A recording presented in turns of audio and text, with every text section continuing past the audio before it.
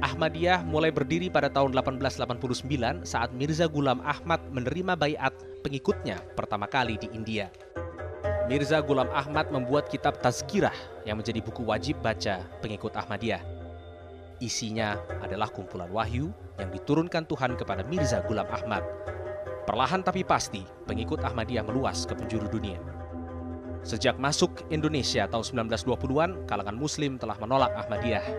Penolakan terus berlangsung hingga akhirnya Majelis Ulama Indonesia menerbitkan fatwa menyatakan Ahmadiyah sesat pada tahun 1984. Pada Juli 2005, massa menyerang kantor pusat Ahmadiyah di Parung, Bogor.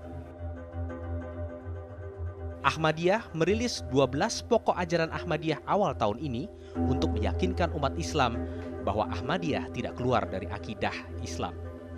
3 hal yang menjadi sorotan antara lain adalah bahwa jemaat Ahmadiyah tidak melanggar rukun Islam, bahwa Mirza Ghulam Ahmad bukanlah nabi setelah Nabi Muhammad SAW, dan Tazkirah bukanlah kitab suci pengikut Ahmadiyah.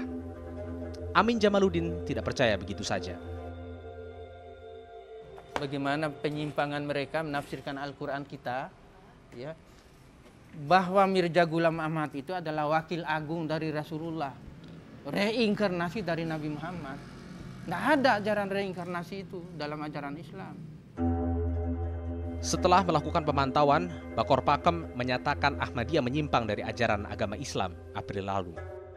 Ahmadiyah dianggap tidak konsisten atas ke-12 pokok ajaran itu. Pemerintah bersikap hati-hati dan lama dalam membuat surat keputusan bersama sebagai finalisasi masalah Ahmadiyah.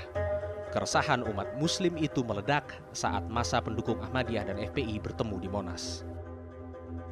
Nah, ini berbeda cara pandang seperti ini.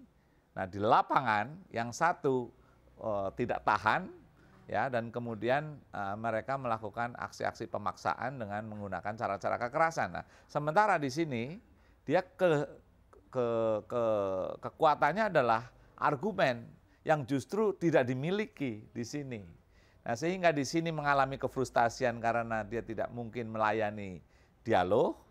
Nah, sementara di sini juga mengalami kefrustasian menghadapi orang yang tidak mau dialog, gitu. Salah seorang korban kerusuhan Monas adalah warga Nahdlatul Ulama Kiai Maman Imanul Haq. Ia datang ke Jakarta pada hari Minggu itu atas undangan AKKBB. Memang selama ini Kiai yang akrab dipanggil Kang Maman dikenal mendukung keragaman dalam beragama. Kiai Maman mengalami luka di wajah dan tangannya. Tapi hari Jumat itu ia memutuskan untuk sholat di luar rumah sakit.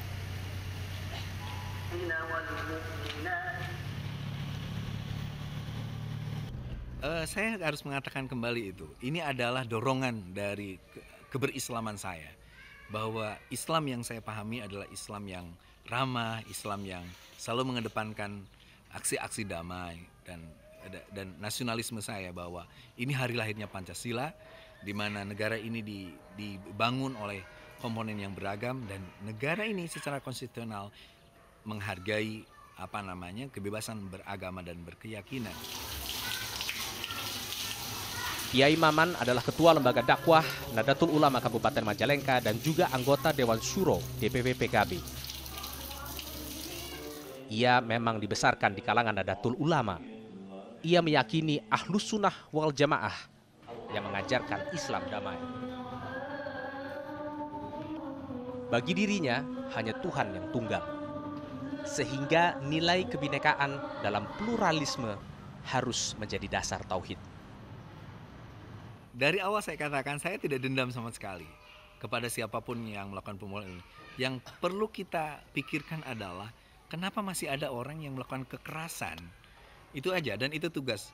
Maka jihad bagi saya bukan berarti balas dendam, tapi memikirkan bagaimana para santri atau anak-anak kita sekarang ke depan itu punya kearifan dalam menyampaikan pendapat, punya kemampuan untuk berdialog dan berdebat, sehingga tidak perlu pakai kekerasan. Kan Habib jarang di rumah ya, kalau ceramah tuh kadang 1 minggu gitu. Jadi kalau lagi di rumah tuh ya kami ya sholat berjamaah, ya puasa Senin Kemis sama-sama gitu buka puasa.